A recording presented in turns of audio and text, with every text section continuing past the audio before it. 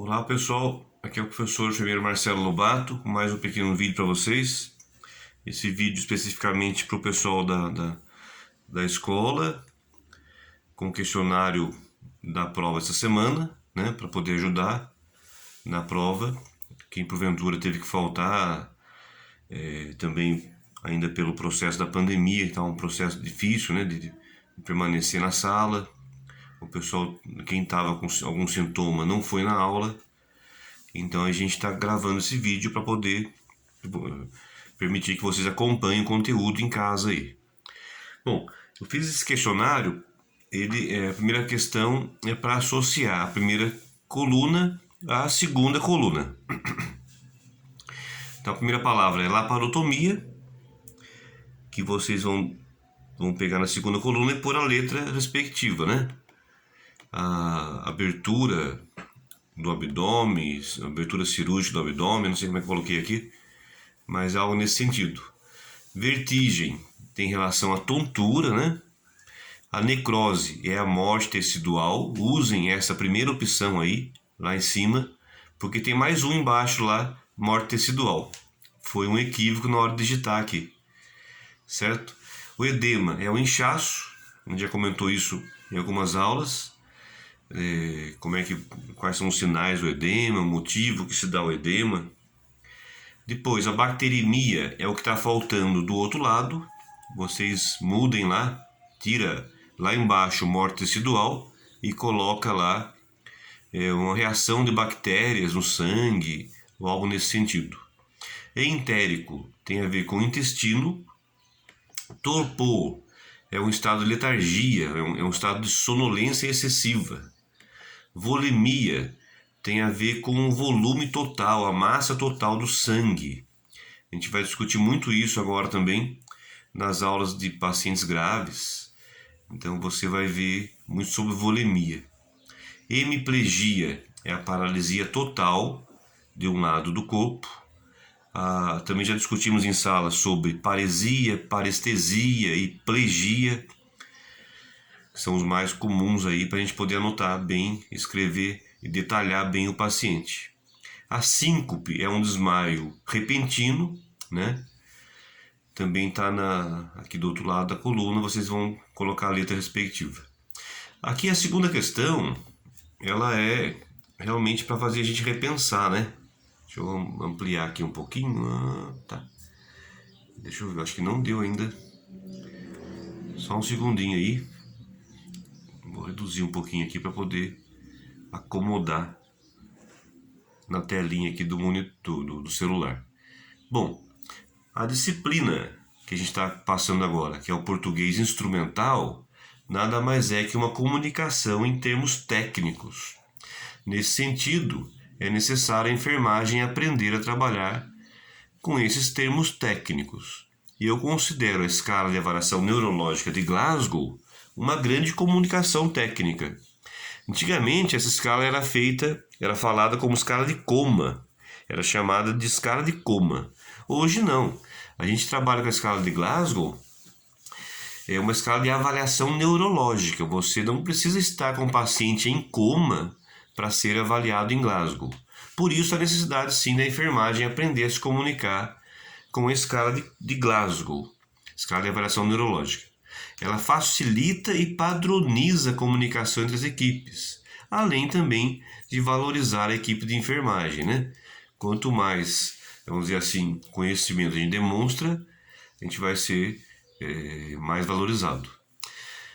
Então, nessa conversa, eu coloquei aqui um exemplo. Portanto, se formos utilizar a escala de avaliação neurológica para indicar um paciente está consciente, orientado em tempo e espaço, contactuando, a gente pode trocar tudo isso, essa frase toda, pela sigla e pela numeração da somatória da escala de Glasgow, né? Que é o SCORE. Então, seriam G13, o G3, G14, G15, G8. O G é o Glasgow e o 3, aí, o 14, o 15 é o SCORE. Óbvio que seria o 15 aqui, né? Um paciente consciente, orientado e contactuante e tal. Ele está com o Glasgow máximo, que é o 15. Também já foi falado em aula isso. Bom, se eu colocasse aqui consciente desorientado em tempo e espaço e contactuando, seria um Glasgow 14. Se eu colocasse consciente muito desorientado ou apresentando palavras desconexas, ou ainda o paciente obnubilado, que é o termo original da escala de Glasgow, e contactuante e tal, daí seria um Glasgow 13, certo? Então, só para dar alguns exemplos aqui que também pode ser mudado para a prova, deve ser mudado para a prova, certo? Depois, deixa eu só colocar na outra questão aqui. Peraí. Aqui. A terceira pergunta aí é sobre os termos relacionados à urina, certo? Então você tem lá nictúria, enurese, oligúria, anúria.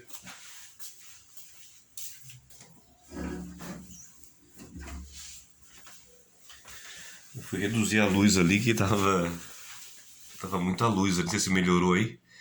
Bom, nictúria e enurese são termos, o nome é diferente, mas é muito parecido, né, o que o paciente apresenta. Então, nictúria é aquela vontade de urinar à noite. A enurese também. Mas a nictúria dá tempo da pessoa ir ao banheiro. E a enurese não, ela faz literalmente o xixi na cama. Essa é a diferença entre um e outro. Oligúria e anúria também são termos muito utilizados. Os dois têm relação à redução da diurese.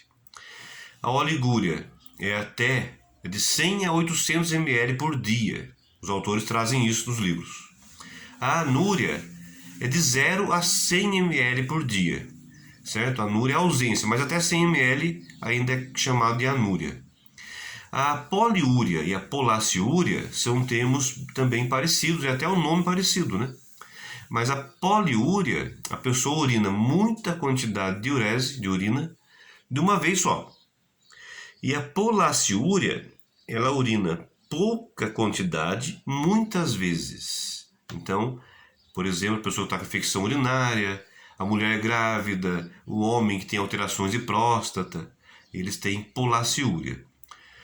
E a poliúria é quando a pessoa toma um diurético, por exemplo, e urina grande quantidade uma vez só. Piúria é o pus na urina. A micção é o ato de urinar. Colúria é a urina escurecida. E a disúria é a dor ao urinar. A colúria tem geralmente relação com o excesso de bile na urina, alterações hepáticas, geralmente dão essa coloração. E a colúria se confunde muito com a hematúria. Hematúria é o sangue na urina. Também escurece, mas é mais para o tom vermelho.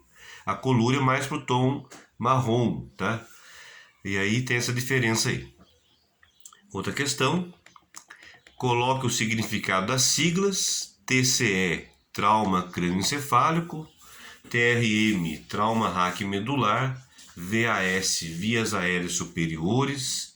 PVC, pressão venosa central. PAM, pressão arterial média. PA, pressão arterial. MMSS, membros superiores. MID, membro inferior direito. ITU, infecção trato urinário. DLD, decúbito lateral direito. A quinta questão. Coloca o significado dos termos relacionados ao sistema respiratório. Apneia, a ausência da respiração. Bradipneia, uma respiração lenta.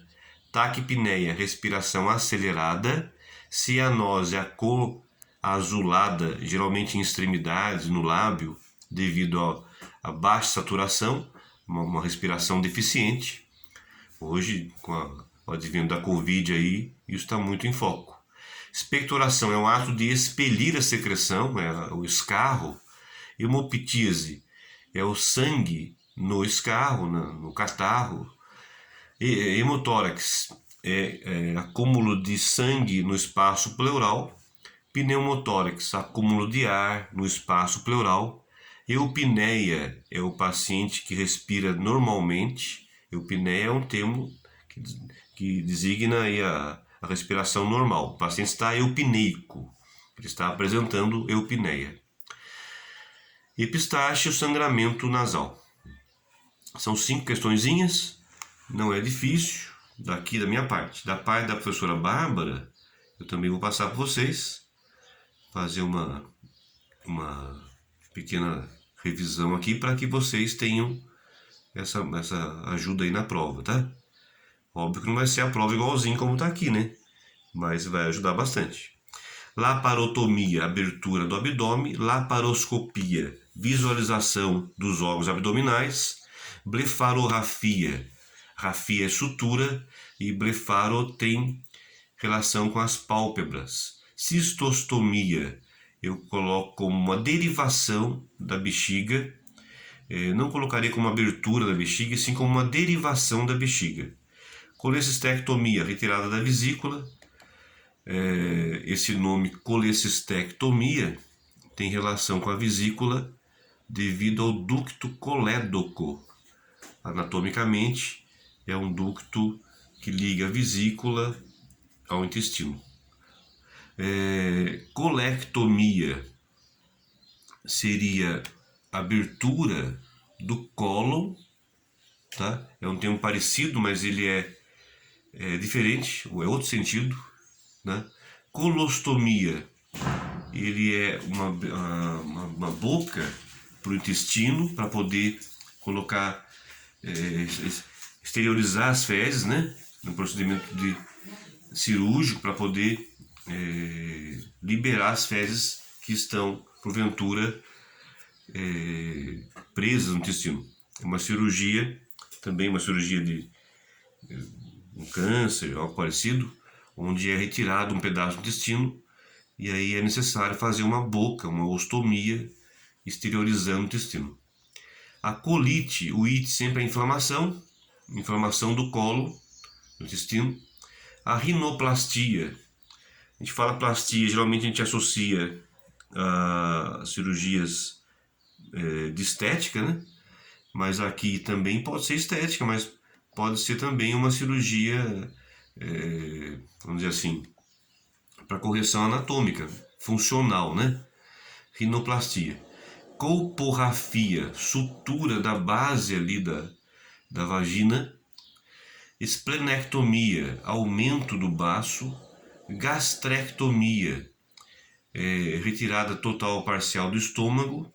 Gastrorrafia, sutura do estômago. Orquiopexia, opexia é fixação. O orquio tem a ver com o testículo, geralmente para cirurgias que corrigem a criptorquidia, tá? Quando o testículo da criança não desce, e aí tem que costurar, suturar na bolsinha escrotal. Histerectomia, retirada total, retirada do útero. Ou forectomia dos ovários. Mamoplastia, uma plástica da mama, também não é só estética, mas pode ser também funcional. Mastite, inflamação da mama. Nefropexia, uma fixação do rim. Toracotomia, uma abertura do tórax, podendo ser uma cirurgia pulmonar ou cardíaca. Toracocentese, uma drenagem do tórax. Eu acho que, ao meu ver, eu acho que está um pouco em desuso isso. Hoje já parte direto mesmo para a drenagem torácica. A diurese, a quantidade total de urina em 24 horas. Aqui, pulei algumas aqui, só um segundinho. Anúria, ausência da urina. Disúria, dor a urinar. Piúria, pus na urina. Afagia é distúrbio na deglutição, se confunde muito com afasia, que é o distúrbio da fala. Bulimia é o ato de se alimentar e depois, de alguma forma, eliminar rapidamente o alimento ingerido. O bulimia, a pessoa tem uma polifagia, come demais, e é seguida de vômito ou de remédios laxantes para poder eliminar rapidamente o alimento ingerido. Pirose é uma queimação excessiva, um mal-estar gástrico. Enema tem relação com uma lavagem intestinal, tá? O enema hoje mais usado tem o clistério-glicerinado, tem o flitenema, né? Então, são termos que vocês vão aprender na próxima matéria. Melena e enterorragia são termos relacionados ao sangue presente nas fezes. A melena é o sangue, vamos dizer assim, mais seco, é o sangue oculto. Eles chamam de borra de café, parece borra de café. E aí, elas geralmente simbolizam HDA. A enterorragia é o sangue vivo nas fezes e geralmente associada a HDB. No HDA pode também ter hematêmese. E na apetência, falta de apetite. Os remédios que atuam na apetência são os orexígenos, tá? O Apevitin da vida aí. Náusea é o vômito. Nomocardia é pulso normal. Bradicardia, pulso lento. Taquicardia, pulso rápido. Hipotensão, pressão baixa. Hipertensão, pressão alta. Dispneia, distúrbio na respiração. Coma é um estado, vamos dizer assim, como pode ser induzido ou não, né? Então eu colocaria como um estado neurológico rebaixado, algo nesse sentido. Convulsão, também difícil de definir aqui, mas eu colocaria como uma, em palavras populares, vou colocar aí, os neurônios, né? A sinapse está em curto. Então convulsão é um estado de, puxa vida, como colocar isso aí? Convulsão, me pegou, hein? Um estado de alterações neurológicas, elétricas neurológicas, algo nesse sentido. Quem achar, coloca nos comentários abaixo aí uma definição melhor de convulsão, me ajuda aí. Paresia, já falamos também, redução de movimentos. A plegia, ausência de movimentos, e a hemiplegia, ausência em um hemisfério, é um lado do corpo. Parestesia, redução do movimento. Parestesia é a sensação de formigamento, né? Também atrapalha a locomoção e tudo mais. Midríase, isocoria, anisocoria e miose são os últimos 4 termos aqui. Então as pupilas podem estar com midríase, elas estão midriáticas.